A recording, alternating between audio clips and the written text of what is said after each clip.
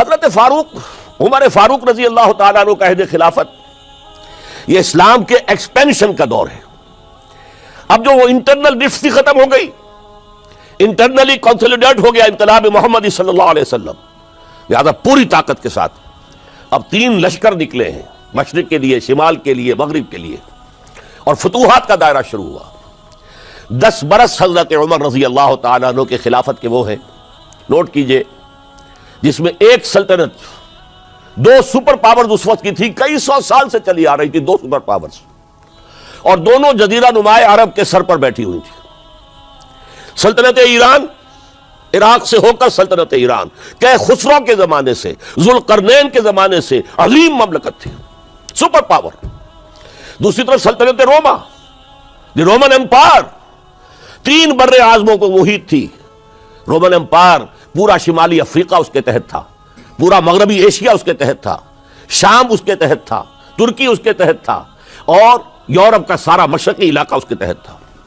Roman umpire, آپ کو معلوم ہے حضرت عمر کے زمانے میں رضی اللہ تعالی عنہ سلطنت کسریٰ کے تو پرخچے اڑ گئے، نام ختم ہو گیا، وجود نہ رہا عظیم سلطنت کسریٰ۔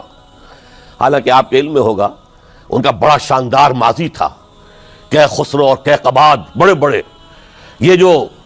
یہ کیانی کہلاتے ہیں، یہ کیان جو ہے یہ بڑی عظیم ایک یوں سمجھیے کہ خاندان تھا بادشاہوں کا، لیکن یہ کہ وہ پوری سلطنت کسریٰ ختم ہو گئی۔ کیوں؟ اس نے حضور کے نامہ مبارک کو چاک کیا تھا، اور حضور نے فرما دیا تھا صلی اللہ علیہ وسلم، خسرو نے میرا خط نہیں چاک کیا، اپنی سلطنت چاک کر دی، اور واقعتاً سلطنت کسریٰ جو ہے ختم ہو گئی، نام و نشان ختم ہو گیا۔ دوسری طرف سلطنت روما تھی، عیسائیوں کے ساتھ، چونکہ وہ تھی کرسچین، عیسائیوں کے ساتھ حضور کے زمانے میں کوئی براہ راست تصادم نہیں ہوا تھا، سارا تصادم ہوا تھا یا مشرکین عرب سے اور یا یہودیوں سے۔ عیسائی جو ہے عربین پیننسولا میں تھے ہی نہیں، یمن کے علاقے میں کچھ تھے لیکن ان کی کوئی حیثیت نہیں تھی، لہذا کوئی کنفرنٹیشن نہیں ہوئی۔ دوسرے عیسائیوں میں ابھی اہل علم موجود تھے، جیسے آپ کو معلوم ہے نجاشی بادشاہ کیسے ایمان لے آیا، اس نے حضرت عیسیٰ کے بارے میں پوچھا، حضرت جعفر طیار رضی اللہ تعالیٰ عنہ نے سورہ مریم کی آیات پڑھ کر سنائیں، اور اس نے کہا بے نہیں جو ان آیات میں تم نے پڑھا ہے، عیسیٰ کی حقیقت اس سے 3 کے برابر بھی زیادہ نہیں ہے۔ اسی طرح ہرقل نے جب اس کو حضور کا نامہ مبارک پہنچا، اس نے جو بھی پیغامبر آئے تھے ایلچی، ان کا اکرام کیا، احترام کیا۔ وہ عالم تھا، جان گیا کہ یہ نبی آخر الزماں ہے، چاہتا تھا کہ میں ایمان لے آؤں بشرطے کہ میرے سارے درباری سپہ سالار بھی ایمان لے آئیں۔ جیسے کہ سن 300 عیسوی میں پوری رومن امپائر نے عیسائیت اختیار کی تھی، اس سے پہلے وہ بت پرست تھے۔ 300 عیسوی میں سلطنت روما کا جو ایمپرر تھا وہ ایمان لے آیا حضرت عیسیٰ پر۔ اس وقت تک ظاہر بات ہے اسلام حضرت عیسیٰ کا دین تھا، حضور تو ابھی آئے نہیں، حضور کے آنے میں تو ابھی 300 برس سے باقی ہیں۔ وہ عیسائی ہو گیا، پوری مملکت عیسائی ہو گئی، تو وہ نظام جو تھا حکومت کا برقرار رہا، انٹیکٹ رہا۔ ہرقل یہ چاہتا تھا کہ اسی طرح میری پوری سلطنت ایمان لے آئے تو میری حکومت برقرار رہے، لیکن یہ کہ اس کے جو درباری تھے اور اس کے بڑے بڑے جو سپہ سالار اور جرنیل تھے انہوں نے ریجیکٹ کر دیا، اور یہ بادشاہت کی بیڑی اس کے پاؤں میں پڑی رہ گئی۔ ایمان تو نہیں لایا لیکن پہچان گیا تھا حضور کو صلی اللہ علیہ وسلم۔ اور اس سلطنت روما سے پھر آپ کو معلوم ہونا چاہیے کہ مسلمانوں نے اس کی 3 ٹانگوں میں سے 2 ٹانگیں توڑ دی، پورے شمالی افریقہ سے نکال باہر کیا، پورے مغربی ایشیا سے، یہ شام اور ترکی کا علاقہ اناطولیہ نکال دیا، اور اس کی سلطنت محدود رہ گئی یورپ کے اندر۔ تو یہ عظیم کام ہوئے ہیں حضرت عمر رضی اللہ تعالی عنہ کے عہد میں۔ اب سوچئے اس عظیم ریولوشن کا بھی کوئی کاؤنٹر ریولوشن ہونا چاہیے تھا کہ نہیں؟ ایرانی بڑے زبردست نیشنلسٹ لوگ تھے، نسل پرست، اپنی نسل پر فخر کرنے والے، ہماری روایات عظیم ہیں، ہم کہ خسرو کے وارث ہیں۔ اور آپ کو معلوم ہے کہ آخری جو بادشاہ تھا رضا شاہ پہلوی، وہ چاہتا تھا کہ خسرو کے دور کی عظمت اور سطوت کو دوبارہ لے آئے، 2500 سالہ جشن اس نے منایا تھا، وہ چاہتا تھا وہی شان میری ہو جائے جو کہ خسرو کی تھی۔ یہ جو ان کے اندر نیشنلزم تھا، جب ان کی سلطنت کے پرچے اڑ گئے حضرت عمر رضی اللہ تعالیٰ عنہ کے ہاتھوں، تو ان کے دلوں میں حضرت عمر کی دشمنی، وہ خون کے پیاسے ہو گئے عمر کے رضی اللہ تعالیٰ عنہ۔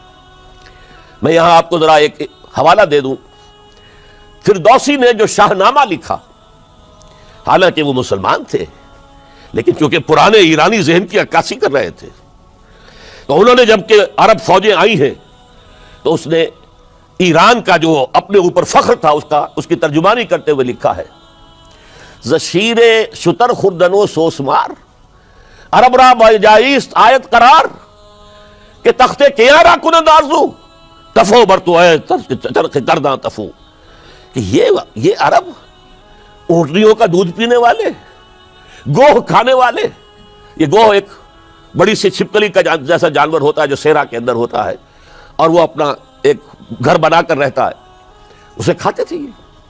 تو یہ گوہ کھانے والے، اونٹنیوں کا دودھ پینے والے عرب، آج ان کی یہ جرت، یہ جسارت، یہ ہمت کہ تخت کیاں را کنند آرزو، کہ وہ آج آرزو کر رہے ہیں کہ کئے سلطنت کئے کا تخت جو ہے وہ ہمیں مل جائے۔ تفو برتو ہے چرخ گرداں تفو، تف ہے تجھ پر اے گردش کرنے والے آسمان، تف ہے تجھ پر۔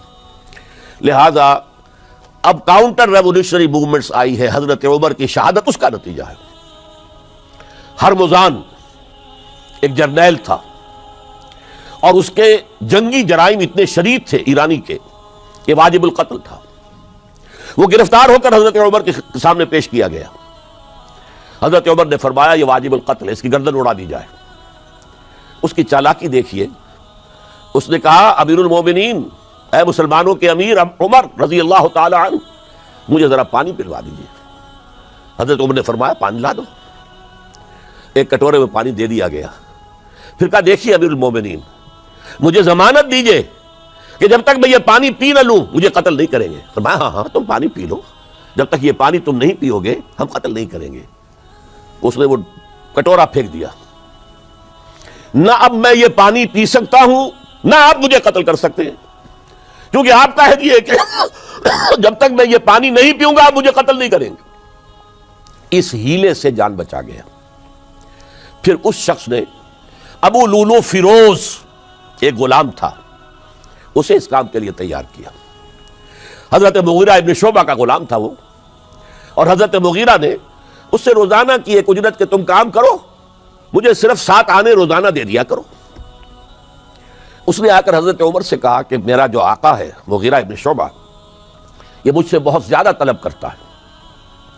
حضرت عمر نے پوچھا کیا دیتے ہو؟ 7 آنے۔ تم کرتے کیا ہو؟ کہ میں نجار بھی ہوں، میں لوہار بھی ہوں، میں یہ کام کرتا ہوں۔ فرمایا اتنے پیشوں کا جاننے والا اس کے لیے یہ روزانہ کا ٹیکس یہ زیادہ نہیں ہے، یہ تمہیں دینا چاہیے۔ اس نے کہا میں چکیاں بھی بناتا ہوں۔ حضرت عمر نے فرمایا پھر ایک چکی ذرا مجھے بھی بنا دینا۔ کہنے لگا آپ کے لیے تو میں ایسی چکی بناؤں گا کہ جس کی آواز دنیا بھر میں جائے گی۔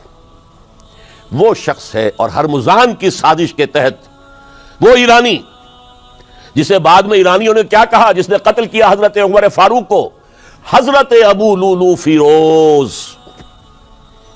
آج بھی ایران میں اس کی قبر کی تصویریں بکتی ہیں بازار کے اندر۔ حضرت ابو لولو فیروز وہ آیا ہے مسجد نبوی میں، اور آ کر اس نے جبکہ حضرت عمر رضی اللہ تعالیٰ عنہ امامت فرما رہے حملہ کیا، 5-6 وار خنجر کے کیے۔ حضرت عمر رضی اللہ تعالیٰ شدید مجروح ہو گئے۔ یہ انتقام تھا جو عجم نے، وہ سلطنت کے جس کے ٹکڑے ختم ہو گئے تھے، جس کا ٹکڑے کر دیے گئے تھے، اس نے انتقام لیا عالم اسلام سے۔ سمجھا انہوں نے یہ تھا کہ شاید یہ پوری عمارت اسی ایک ستون پر کھڑی ہے، حضرت عمر ہی کے ستون پر کھڑی ہے، اس ستون کو گرا دو گے پوری عمارت گر جائے گی۔ لیکن ثابت ہوا نہیں، یہ محمد کی بنائی ہوئی عمارت ہے صلی اللہ علیہ وسلم، یہ بہت قوی ہے، اس کی بنیادیں بہت مضبوط ہیں، کوئی ذرا سی تریڑ بھی نہیں آئی، ذرا سی تریڑ بھی نہیں آئی۔ حضرت عمر فاروق کی شہادت کے بعد حضرت عثمان رضی اللہ تعالیٰ عنہ کا دور خلافت شروع ہوا، اور جوں کا توں جو قافلہ چل رہا تھا آگے چلتا چلا گیا۔